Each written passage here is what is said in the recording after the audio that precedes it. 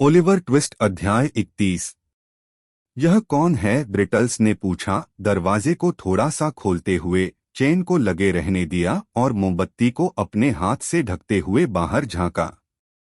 दरवाजा खोलो, बाहर खड़े आदमी ने जवाब दिया। हम बो स्ट्रीट के अधिकारी हैं, जिन्हें आज बुलाया गया था।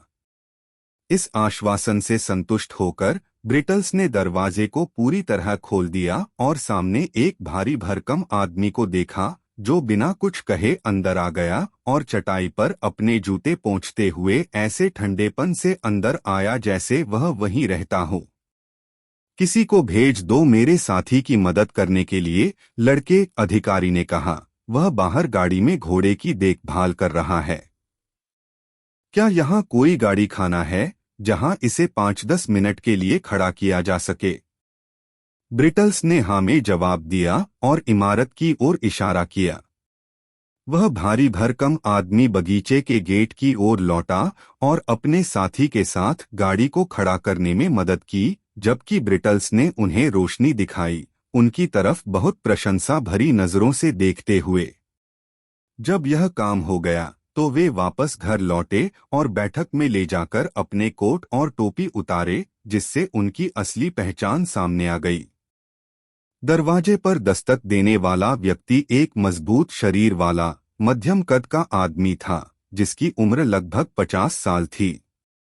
उसके बाल काले और चमकीले थे, जिन्हें छोटा कटा हुआ था। उसके आधे मूंछ थे, गोल चेहरा और तेज आंखें थीं। दूसरा व्यक्ति लाल बालों वाला, हड्डियों वाला आदमी था, जो ऊंचे जूते पहने हुए था। उसका चेहरा थोड़ा खराब दिखाई दे रहा था और उसकी नाक ऊपर उठी हुई थी, जो उसे थोड़ा डरावना लुक दे रही थी।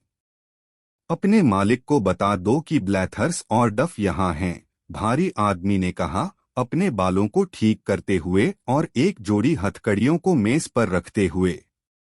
ओह, शुभ संध्या मालिक। क्या मैं आपसे थोड़ी बातचीत कर सकता हूं, अगर आप चाहें? यह बात मिस्टर लॉसबर्ने से कही गई, जो अब वहां पहुंचे थे। उन्होंने ब्रिटल्स को इशारा किया कि वह बाहर चला जाए और फिर दो महिलाओं को अंदर लाए और दरवाजा बंद कर दिया। यह इस घर की मालकिन हैं, मिस्टर लॉसबर्ने ने मिसेज मिल्ली की ओर इशारा करते हुए कहा। मिस्टर ब्लैथर्स ने सिर झुकाकर अभिवादन किया। उन्हें बैठने के लिए कहा गया तो उन्होंने अपनी टोपी जमीन पर रखी और एक कुर्सी पर बैठ गए और डफ को भी बैठने का इशारा किया। डफ, जो अच्छे समाज के आदी नहीं लग रहे थे, कुछ असहजता के साथ बैठे, कई बार अपने अंगों को मोड़ते हुए और शर्म से अपनी छड़ी के सिर को अपने मुंह में डालते हुए। अब इस चोरी के मामले के बारे में, मालिक ब्लैथर्स ने कहा, इसकी परिस्थितियां क्या हैं? मिस्टर लॉसबर्ने, जो थोड़ा समय हासिल करना चाहते थे, ने बहुत लंबाई में और काफी घुमावदार तरीके से घटनाओं को बताया। ब्लैथर्स और डफ ने समझदारी भरे लुक्स से एक दूसरे को सिर हिलाकर सहमति जताई। मैं पक्का तो नहीं कह सकता, जब तक काम नहीं देखता, ब्लैथर्स ने कहा, लेकिन मेरी पहली राय यह है, मैं इसे कहने में संकोच नहीं कर रहा, यह काम किसी देहाती आदमी का नहीं है ना, डफ? बिल्कुल नहीं, डफ ने जवाब दिया।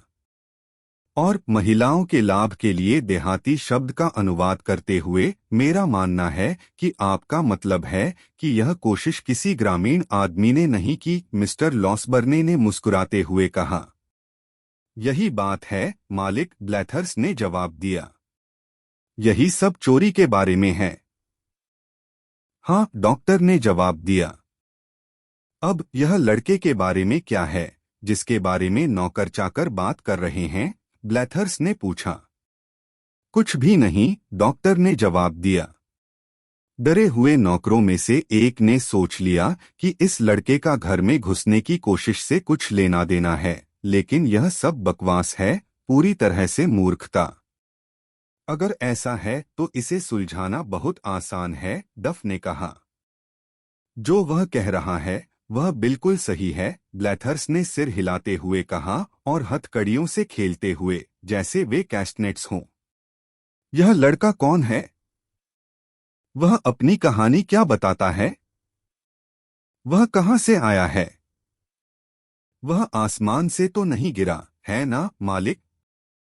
बिल्कुल नहीं, डॉक्टर ने जवाब दिया, दो महिलाओं की ओर घबराई नजर डालते हुए। मुझे उसकी पूरी कहानी पता है, लेकिन हम इस बारे में बाद में बात कर सकते हैं। आप पहले उस जगह को देखना चाहेंगे जहां चोरों ने घुसने की कोशिश की थी, है ना? बिल्कुल, मिस्टर ब्लैथर्स ने उत्तर दिया। हम पहले जगह की जांच कर लें और बाद में नौकरों से पूछताछ करें। यही काम करने का सामान्य तरीका है। फिर रोशनी की व्यवस्था की गई और ब्लैथर्स और डफ स्थानीय कांस्टेबल ब्रिटल्स, गाइल्स और बाकी सभी के साथ उस छोटे से कमरे में गए जो गलियारे के अंत में था, और खिड़की से बाहर देखा, फिर लॉन की तरफ से घूमकर खिड़की से अंदर देखा। उसके बाद शटर की जांच करने के लिए एक मोमबत्ती दी गई, फिर पैरों के निशान देखने के लिए एक लालटेन दी गई, और फिर झाड़ियों में टटोलने के लिए एक कांटा। यह सब करते हुए सभी दर्शकों ने सांस रोके हुए ध्यान से देखा। इसके बाद वे फिर से अंदर आए और मिस्टर गाइल्स और ब्रिटल्स ने पिछली रात की अपनी घटनाओं का नाटकीय प्रदर्शन किया, जिसे उन्होंने करीब 6 बार दोहराया, हर बार एक दूसरे का खंडन करते हुए, पहले में केवल एक महत्वपूर्ण बात पर और आखिरी में 1 दर्जन बार। यह होने के बाद ब्लैथर्स और डफ ने कमरे को खाली कर दिया और आपस में लंबी चर्चा की, जो इतनी गुप्त और गंभीर थी कि इसकी तुलना में महान डॉक्टरों की सबसे कठिन चिकित्सा सलाहमशवरा भी बच्चों का खेल लगता। इस बीच डॉक्टर अगल-बगल के कमरे में बेचैनी से इधर-उधर टहलते रहे और मिसेज मिल्ली और रोज चिंतित चेहरों से देखती रहीं। सच कहूं, उन्होंने कई तेजी से घूमने के बाद रुकते हुए कहा, मुझे सच में समझ नहीं आ रहा कि क्या करूं। निश्चित रूप से, रोज ने कहा, इस गरीब बच्चे की कहानी अगर सही तरीके से इन लोगों को सुनाई जाए तो उसे निर्दोष साबित करने के लिए काफी होनी चाहिए। मुझे शक है, मेरी प्यारी बच्ची, डॉक्टर ने सिर हिलाते हुए कहा।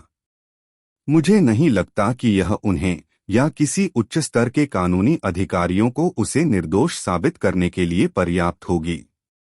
आखिरकार वे क्या कहेंगे? एक भगोड़ा।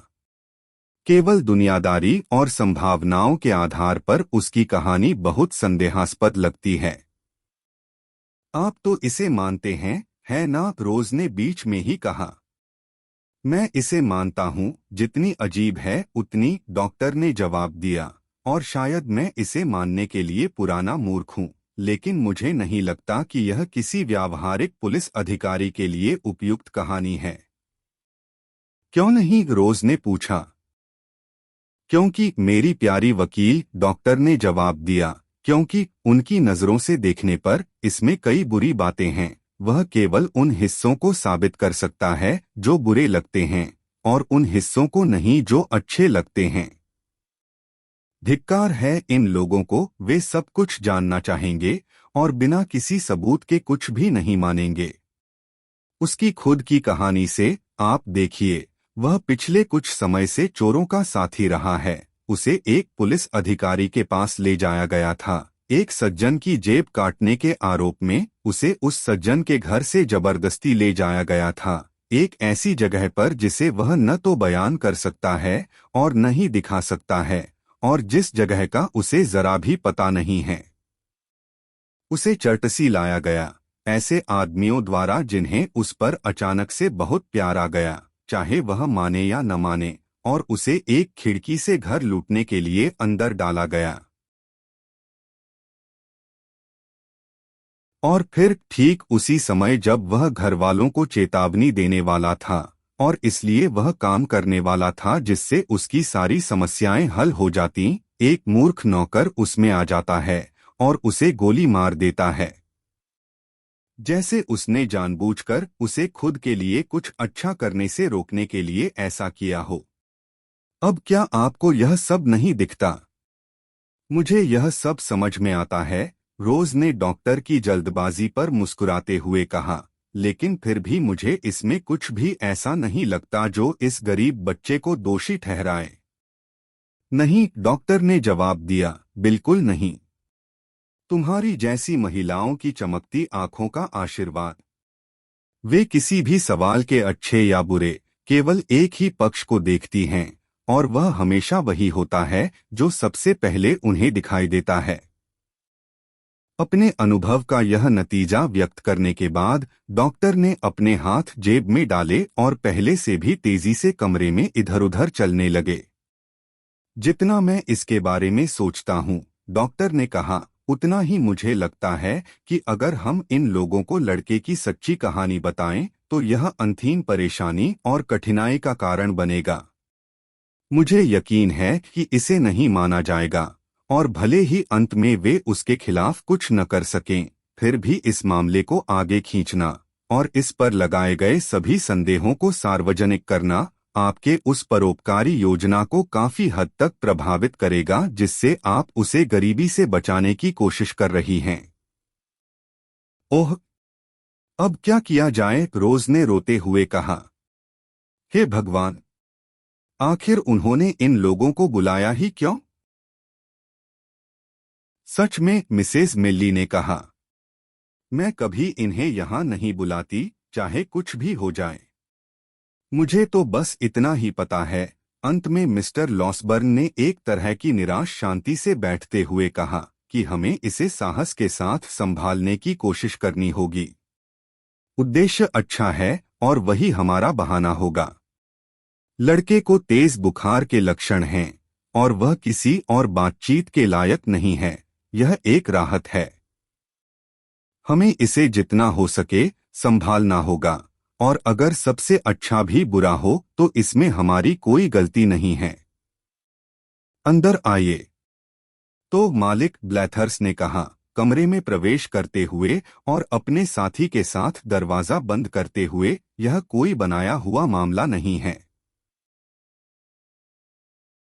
और बनाया हुआ मामला क्या होता है? डॉक्टर ने चिढ़कर पूछा। हम इसे बनाया हुआ चोरी कहते हैं। महिलाओं, ब्लैथर्स ने उनकी ओर मुड़ते हुए कहा, जैसे उन्हें उनकी अज्ञानता पर तरस आ रहा हो, लेकिन डॉक्टर की अज्ञानता के प्रति तिरस्कार महसूस हो रहा हो जब नौकर इसमें शामिल होते हैं। इस मामले में किसी ने उन पर शक नहीं किया, मिसेज मिल्ली ने कहा। बहुत मुमकिन है, मैडम, ब्लैथर्स ने जवाब दिया, लेकिन फिर भी वे इसमें शामिल हो सकते थे। और इसीलिए और भी ज्यादा संभावना है, डफ ने कहा। हमने पाया कि यह शहर के चोरों का काम था, ब्लैथर्स ने अपनी रिपोर्ट जारी रखते हुए कहा, क्योंकि काम का तरीका बेहतरीन है। बहुत ही शानदार, डफ ने धीरे से कहा। इसमें 2 लोग शामिल थे, ब्लैथर्स ने कहा, और उनके साथ एक लड़का भी था। यह खिड़की के आकार से साफ है। फिलहाल यही कहना है। अब हम ऊपर उस लड़के से मिलेंगे, अगर आप चाहें। शायद वे पहले कुछ पीना चाहेंगे, मिसेज मेलिक, डॉक्टर ने कहा। उनका चेहरा कुछ नई सोच से चमक उठा। ओह, जरूर, रोज ने उत्सुकता से कहा। आपको तुरंत मिल जाएगा, अगर आप चाहें। धन्यवाद, मिस ब्लैथर्स ने अपने कोट की आस्तीन से अपना मुंह पोंछते हुए कहा। यह काम काफी थकाऊ है। कुछ भी ठीक रहेगा, मिस, आप हमारे लिए खुद को परेशान मत कीजिए। क्या लोगे? डॉक्टर ने युवा महिला के साथ साइडबोर्ड की ओर बढ़ते हुए पूछा। थोड़ा सा शराब, मालिक, अगर आपको कोई आपत्ति न हो, ब्लैथर्स ने जवाब दिया। लंदन से यहाँ तक की सवारी ठंडी होती है, मैडम, और मुझे हमेशा लगता है कि शराब दिल को गर्मी देती है। यह दिलचस्प जानकारी मिसेज मिल्ली को दी गई, जिन्होंने इसे बड़ी कृपा से स्वीकार किया। जब यह संदेश उन तक पहुंचाया जा रहा था, डॉक्टर कमरे से बाहर चले गए।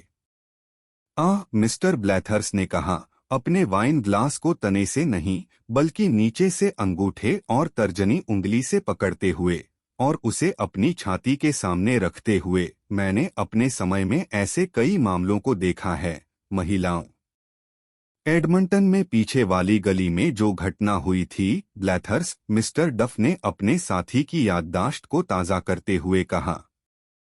वह कुछ ऐसा ही था, है ना? ब्लैथर्स ने जवाब दिया। वह काम कौन की चिकवीड ने किया था? तुम हमेशा उसे ही देते हो, डफ ने जवाब दिया। मैंने तो कहा था कि वह द फैमिली पेट था।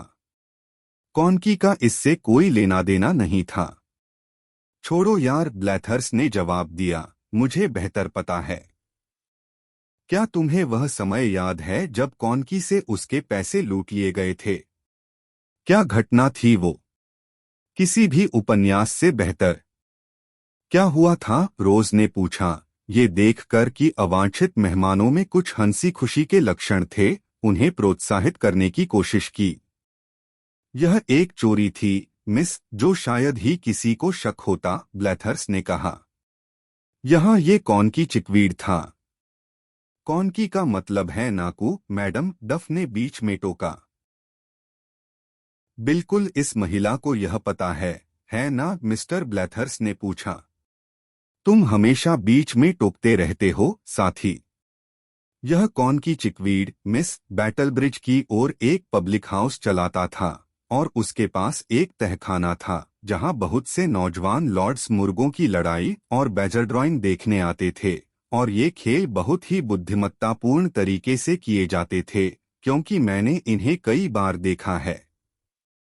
उस समय वह परिवार का हिस्सा नहीं था, और एक रात उसके बेडरूम से एक लंबा आदमी, जिसकी आंख पर काला पैच था, 327 गिनी चुराकर भाग गया।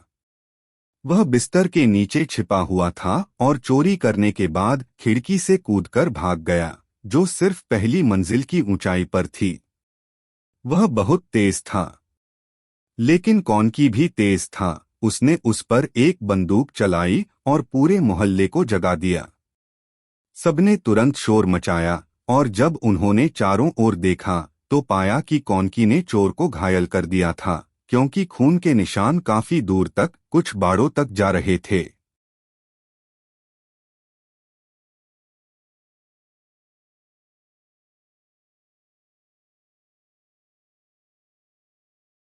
लेकिन हम उसे जरूर पकड़ लेंगे, क्योंकि रात को 10 और 11 बजे के बीच वह फिर से पास से गुजरा। स्पायर्स ने यह सुनते ही कुछ साफ कपड़े और एक कंघी अपनी जेब में डाल ली, अगर उसे 1-2 दिन ठहरना पड़े, और वह पब्लिक हाउस की खिड़की के पीछे एक लाल पर्दे के पीछे बैठ गया, अपने सिर पर टोपी पहने, बिल्कुल तैयार कि जब भी जरूरत हो वह भाग निकले। वह देर रात वहां अपनी पाइप पी रहा था जब अचानक चिकवीड चिल्ला उठा, वह रहा। चोर को पकड़ो। हत्या। जेम्स पायर्स बाहर भागा, और उसने देखा कि चिकवीड पूरी गली में चिल्लाते हुए भाग रहा है। स्पायर्स भी भागा, चिकवीड आगे था। लोग चारों ओर मुड़ गए, हर कोई चिल्लाने लगा। चोर और चिकवीड खुद भी पागलों की तरह लगातार चिल्लाता रहा। स्पायर्स ने उसे 1 मिनट के लिए नजरों से खो दिया। जब वह एक मोड़ पर मुड़ा, वह तेजी से घूमकर पहुंचा, एक भीड़ देखी, उसमें घुस गया। वह आदमी कौन है? धत तेरे की, चिकवीड ने कहा। मैंने उसे फिर से खो दिया। यह एक असाधारण घटना थी, लेकिन वह कहीं नजर नहीं आया, इसलिए वे पब्लिक हाउस वापस चले गए। अगली सुबह स्पायर्स ने अपनी पुरानी जगह ली, और काले पैच वाले एक लंबे आदमी की तलाश में पर्दे के पीछे से देखा, जब तक कि उसकी अपनी आंखें दुखने नहीं लगीं। आखिरकार वह 1 मिनट के लिए अपनी आंखें बंद करने से खुद को रोक नहीं पाया, और ठीक उसी क्षण उसने चिकवीड को चिल्लाते हुए सुना। वह रहा। वह फिर से शुरू हो गया। चिकवीड उससे आधी गली आगे था, और कल के मुकाबले दुगनी लंबी दौड़ के बाद आदमी फिर से गायब हो गया। यह 1 या 2 बार और हुआ, जब तक कि आधे पड़ोसियों ने यह नहीं कहा कि मिस्टर चिकवीड को शैतान ने लूटा था, जो उसके साथ बाद में चालें खेल रहा था, और बाकी आधों ने कहा कि गरीब मिस्टर चिकवीड दुख से पागल हो गए थे। जेम्स पायर्स ने क्या कहा? डॉक्टर ने पूछा, जो कहानी की शुरुआत के थोड़ी देर बाद कमरे में वापस आ गए थे। जेम्स पायर्स, अफसर ने फिर से कहा। काफी समय तक कुछ नहीं बोला, और बिना कोई खास प्रतिक्रिया दिए सब कुछ सुनता रहा। जो दिखाता है कि उसे अपने काम की समझ थी। लेकिन एक सुबह वह बार में गया और अपनी स्नफ बॉक्स निकालते हुए कहा, चिकवीड, मैंने पता कर लिया है कि इस चोरी को किसने अंजाम दिया। क्या तुमने? चिकवीड ने कहा। ओह मेरे प्रिय स्पायर्स, बस मुझे बदला लेने दो और मैं शांति से मर जाऊंगा। ओह मेरे प्रिय स्पायर्स, वह खलनायक कहाँ है? चलो, स्पायर्स ने उसे स्नफ का एक चुटकी ऑफर करते हुए कहा, यह नाटक बंद करो। तुमने खुद ही यह किया। और सच में उसने खुद ही यह किया था और उसने इससे अच्छा खासा पैसा भी कमाया था और कोई इसे कभी पता नहीं लगा पाता अगर वह इतना चिंतित न होता कि दिखावे को बनाए रखे। मिस्टर ब्लैथर्स ने अपना वाइन ग्लास नीचे रखते हुए और हथकड़ियों को आपस में टकराते हुए कहा। बहुत ही अजीब, डॉक्टर ने कहा। अब कृपया ऊपर चलें। आपकी मर्जी सर, मिस्टर ब्लैथर्स ने कहा। मिस्टर लॉसबर्न के पीछे पीछे दोनों अफसर ओलिवर के बेडरूम की ओर बढ़े। मिस्टर गाइल्स मोमबत्ती लेकर सबसे आगे थे। ओलिवर ऊँघ रहा था, लेकिन पहले से ज्यादा बीमार और बुखार में लग रहा था। डॉक्टर की मदद से वह बिस्तर में थोड़ी देर के लिए बैठने में कामयाब रहा और अजनबियों को देखा, बिना यह समझे कि क्या हो रहा है। असल में उसे यह भी याद नहीं आ रहा था कि वह कहाँ है या अब तक क्या हुआ था। यह मिस्टर लॉसबर्न ने धीरे लेकिन जोरदार तरीके से कहा, यह वही लड़का है जो मिस्टर किसके कहते हैं कि जमीन पर खेल खेल में गलती से एक बंदूक से घायल हो गया और सुबह यहाँ मदद के लिए आया। लेकिन उसे तुरंत ही उस सज्जन ने पकड़ लिया और बुरी तरह से पीटा, जिनके हाथ में मोमबत्ती है और जिन्होंने उसकी जान को खतरे में डाल दिया, जैसा कि मैं पेशेवर तौर पर कह सकता हूँ। मिस्टर ब्लैथर्स और डफ ने मिस्टर गाइल्स की ओर देखा, जिन्हें इस तरह से उनकी नजर में लाया गया था। भौचक के बटलर ने ओलिवर की ओर और फिर मिस्टर लॉसबर्न की ओर एक मजेदार डर और उलझन से देखा। तुम इसे झुठलाना तो नहीं चाहोगे, है ना? डॉक्टर ने ओलिवर को धीरे से वापस लिटाते हुए कहा। सब कुछ अच्छे के लिए किया गया था, सर, गाइल्स ने जवाब दिया। मुझे यकीन था कि वह वही लड़का था, वरना मैं उससे छेड़छाड़ नहीं करता। मैं अमानवीय स्वभाव का व्यक्ति नहीं हूँ, सर। तुम किस लड़के की बात कर रहे हो? वरिष्ठ अधिकारी ने पूछा। चोर के लड़के की, सर, गाइल्स ने जवाब दिया। उनके पास निश्चित रूप से एक लड़का था। अच्छा, अब भी तुम्हें ऐसा लगता है? ब्लैथर्स ने पूछा। अब क्या सोचता हूँ? गाइल्स ने अपने प्रश्नकर्ता की ओर खाली खाली निगाहों से देखा। तुम्हें लगता है कि यह वही लड़का है? मूर्ख, ब्लैथर्स ने चिड़चिड़े होकर कहा।